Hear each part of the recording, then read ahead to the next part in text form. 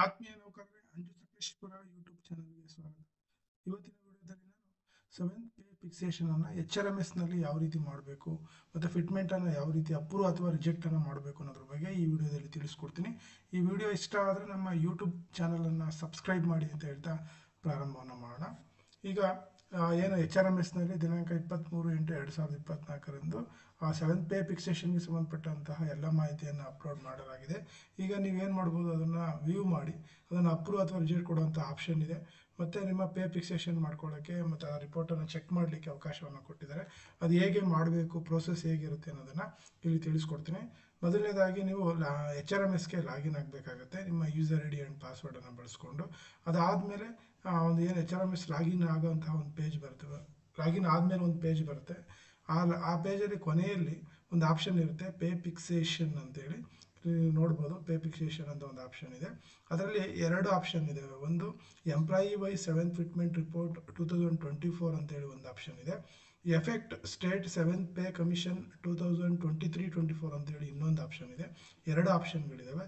ಇದರಲ್ಲಿ ನೀವು click ಮಾಡಬೇಕಾಗಿರೋ option ಯಾವುದಪ್ಪ ಅಂತಂದರೆ, ಮೊದಲು click effect state seventh pay commission 2023-24 ಅಂತ ಏನು ಆಪ್ಷನ್ ಇದೆ, ಅಂದರೆ ಈ ಕೊನೆಯ ಆಪ್ಷನನ್ನು ನೀವೇನು ಮಾಡಬೇಕಾಗುತ್ತೆ, ಕ್ಲಿಕ್ ಮಾಡಬೇಕಾಗುತ್ತೆ. ಕ್ಲಿಕ್ ಮಾಡಿದ ಮೇಲೆ enter your KG ID and then click get option ಅಂತ ಅಂದರೆ ಇಲ್ಲಿ ನಿಮ್ಮ KG ID ನಂಬರನ್ನು ಎಂಟ್ರಿ ಮಾಡೋಕ್ಕೆ ಹೇಳುತ್ತೆ. ಇಲ್ಲಿ ಖಾಲಿ ಇರುತ್ತೆ, ನಿಮ್ಮ KG ID ನಂಬರನ್ನು ಇಲ್ಲಿ ಎಂಟ್ರಿ ಮಾಡಿ ಇಲ್ಲಿ ನೀವೇನು ಮಾಡಬೇಕಾಗುತ್ತೆ, ಇಲ್ಲಿ ಗೆಟ್ ಅಂತೇಳಿ ಮಾಡಿದ್ರೆ, ಇಲ್ಲಿ ಗೆಟ್ ಅಂತ ಮಾಡಿದಾಗ ನಿಮಗೆ ಏನಾಗುತ್ತೆ, ಈ ರೀತಿಯ ಒಂದು ಟ್ಯಾಬ್ ಓಪನ್ ಆಗುತ್ತೆ. ಅಂದರೆ ಎಂಪ್ಲಾಯಿ ನೇಮ್ ಡಿಸ್ಪ್ಲೇ ಆಗುತ್ತೆ, ಜೊತೆಗೆ ಎಫೆಕ್ಟ್ ಫಿಟ್ಮೆಂಟ್ ಅಂತೇಳಿ ಓಪನ್ ಆಗುತ್ತೆ. ಆಗ ಅಗೇನ್ ನೀವು ಏನು ಮಾಡಬೇಕು, ಎಫೆಕ್ಟ್ ಫಿಟ್ಮೆಂಟ್ ಮೇಲೆ ಕ್ಲಿಕ್ ಮಾಡಿದರೆ ನಿಮಗೆ ಈ ರೀತಿ ಒಂದು ಆಪ್ಷನ್ ಬರುತ್ತೆ. ಏನು ಬರುತ್ತೆ, seventh pay commission promotion record has been inserted successfully ಅಂತ ಬರುತ್ತೆ. ಆಗ ಅದನ್ನು ನೀವೇನು ಮಾಡಬೇಕು, ಓಕೆ ಮಾಡಬೇಕಾಗುತ್ತೆ. ಓಕೆ ಮಾಡಿದ ನಂತರ ನಿಮಗೆ ಒಂದು ಫಿಟ್ಮೆಂಟ್ ಕಾಪಿ ಓಪನ್ ಆಗುತ್ತೆ. ಅಂದರೆ ಯಾವ ರೀತಿ ಫಿಕ್ಸೇಷನ್ ಆಗಿದೆ ಅನ್ನೋದು ಸಂಬಂಧಪಟ್ಟಂತಹ ಒಂದು ಪೇಜ್ ಓಪನ್ ಆಗುತ್ತೆ. ಅದರಲ್ಲಿ ನಿಮಗೆ name of the government servant and the post held on 1/7/2022 ಅಂತ ಇದೆ. ನಿಮ್ಮ ಒಂದು ನೇಮು ಮತ್ತು ನಿಮ್ಮ ಡೆಸಿಗ್ನೇಷನ್ನು, ಅಂದರೆ 1/7/22 ಡೆಸಿಗ್ನೇಷನ್ನು ಎರಡೂ ಶೋ ಆಗುತ್ತೆ. ನೆಕ್ಸ್ಟ್ ಇಲ್ಲಿ existing scale of pay selection time scale of the pay applicable to the post as on 1/7/2022 ಅಂತ ಇದೆ. ಆಗ ನಿಮ್ಮ ಸ್ಕೇಲ್ ಎಷ್ಟಿತ್ತು, ಪೇ ಸ್ಕೇಲ್ ಎಷ್ಟಿತ್ತು ಅನ್ನೋದು ಸಹ ಇಲ್ಲಿ ನಿಮಗೆ ಶೋ ಆಗುತ್ತೆ.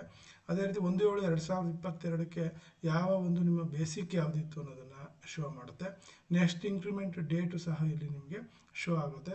ಅದಾದಮೇಲೆ ನಿಮ್ಮ ಏನು ವೇತನ ಪರಿಷ್ಕರಣೆ ನಂತರ ಸ್ಕೇಲು ಯಾವುದು ಫಿಕ್ಸೇಷನ್ ಆಗುತ್ತೆ, ಇಲ್ಲಿ ಆ ಸ್ಕೇಲ್ನು ಸಹ ಕೊಟ್ಟಿರ್ತಾರೆ. ನಂತರ ನಿಮ್ಮ ಈ ಒಂದು ಬೇಸಿಕ್ಕಿಗೆ ಅಂದರೆ 1/7/22ರ ಬೇಸಿಕ್ಕಿಗೆ ಯಾವ ಒಂದು ಬೇಸಿಕ್ಕು ಫಿಕ್ಸ್ ಆಗುತ್ತೆ ಅನ್ನೋದನ್ನು ಸಹ ಇಲ್ಲಿ ಅವರು ನಿಮಗೆ ಕೊಟ್ಟಿರ್ತಾರೆ.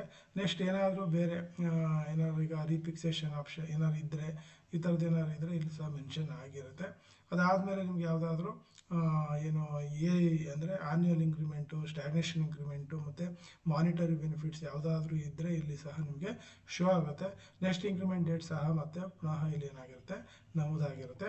ಅದಾದಮೇಲೆ ಇದು 1/7/22 ನಂತರ ನೆಕ್ಸ್ಟ್ ಪ್ರೆಸೆಂಟ್ ಈ ಒಂದು ಬೇಸಿಕ್ ಆದಮೇಲೆ ನಿಮಗೆ ಏನು ಇಂಕ್ರಿಮೆಂಟ್ಗಳು ಆಡ್ ಆಗಿರ್ಬೋದು, ಮತ್ತು ಏನು ವೇತನ ಬಡ್ತಿಗಳು ಅಂತಂದರೆ 10 ವರ್ಷ ಟೈಮ್ ಬಾಂಡ್ಗಳು ಅಪ್ಲೈ ಆಗಿರ್ಬೋದು, ಅವೆಲ್ಲವೂ ಸೇರಿ ಮತ್ತೆ ಎಷ್ಟಕ್ಕೆ ಫಿಕ್ಸ್ ಆಗುತ್ತೆ ಅಂದರೆ ಇದು 1/7/22ಕ್ಕೆ ಫಿಕ್ಸ್ ಆಗುತ್ತೆ.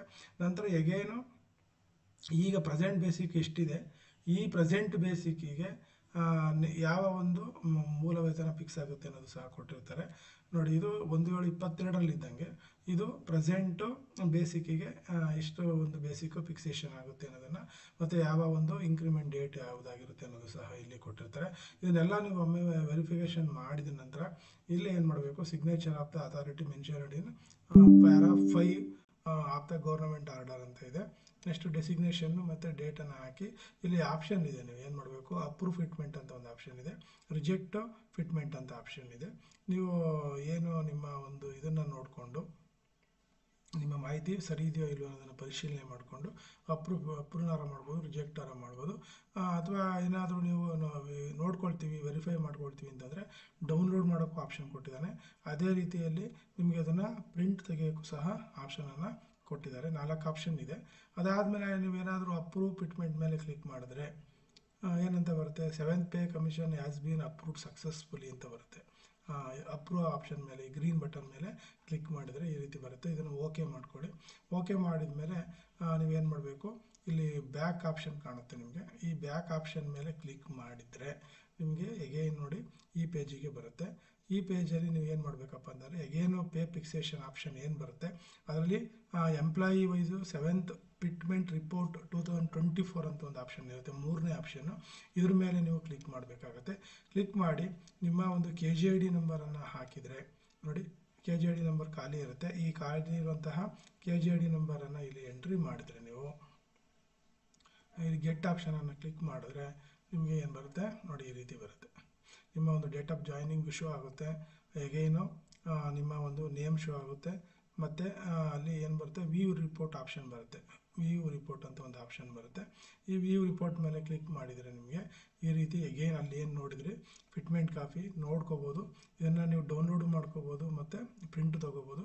ವೆರಿಫೈ ಮಾಡ್ಕೊಳ್ಳೋಕ್ಕೆ ಇಲ್ಲಿ ಅವಕಾಶ ಇರುತ್ತೆ. ಇದು ಆದ ನಂತರ ನೀವು ಏನು ಮಾಡಬೇಕು, ನಿಮ್ಮ ಸ್ಯಾಲರಿ ಬಿಲ್ಲನ್ನು ರೀಜನ್ರೇಟ್ ಮಾಡಲಿಕ್ಕೆ ಅವಕಾಶವನ್ನು ಕೊಟ್ಟಿದ್ದಾರೆ. ಇದು ಯಾವ ರೀತಿ ನಾವು HRMSನಲ್ಲಿ ಇದನ್ನು ಅಪ್ಡೇಟ್ ಮಾಡಬೇಕು ಅಥವಾ ಫಿಟ್ಮೆಂಟನ್ನು ಅಪ್ಲೈ ಮಾಡಬೇಕು ಅನ್ನೋದ್ರ ಬಗ್ಗೆ. ಧನ್ಯವಾದ.